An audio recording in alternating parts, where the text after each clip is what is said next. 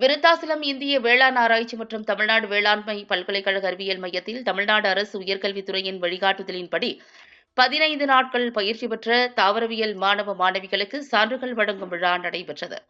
கடலூர் மாவட்டம் விருத்தாசலம் இந்திய வேளாண் ஆராய்ச்சி மற்றும் தமிழ்நாடு வேளாண் பல்கலைக்கழகத்தின் கிருஷி விக்யான் கேந்திரா அறிவியல் மையத்தில் தமிழ்நாடு அரசின் உயர்கல்வித்துறை வழிகாட்டுதலின்படியும் அண்ணாமலை பல்கலைக்கழகம் தற்போது 2023ஆம் ஆண்டிலிருந்து அறிமுகப்படுத்திய புதிய பாடத்திட்டத்தின்படி முதுநிலை அறிவியல் தாவரவியல் துறை 2ஆம் ஆண்டு பயிலும் மாணவ மாணவிகளுக்கான தொழில் சார்ந்த பயிற்சி வகுப்புகள் சென்ற 1/6/2024 முதல் 15/6/2024 வரையிலான 15 நாட்கள் பயிற்சி வகுப்புகள் நடைபெற்றது.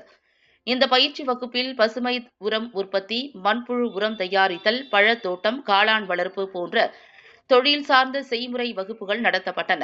பயிற்சியின் நிறைவாக நிலைய கருத்தரங்கு கூடத்தில் மாணவர்களுக்கு பயிற்சி முடித்த சான்றிதழ் வழங்கும் விழாவில் விருத்தாசலம் கொளஞ்சியப்பர் அரசு கல்லூரி தாவரவியல் துறை தலைவர் அண்ணாமலை வரவேற்று பேசினார்.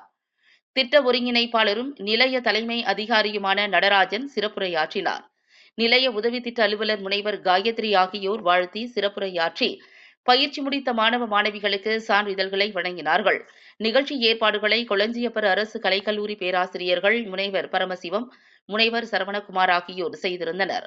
மாணவ மாணவிகள் தங்களது பயிற்சி அனுபவங்களை பகிர்ந்து கொண்டனர். சிதம்பரம் அரசு கல்லூரி தாவரவியல் இணை பேராசிரியர் முனைவர் பிரபாகரன் நன்றி கூறினார்.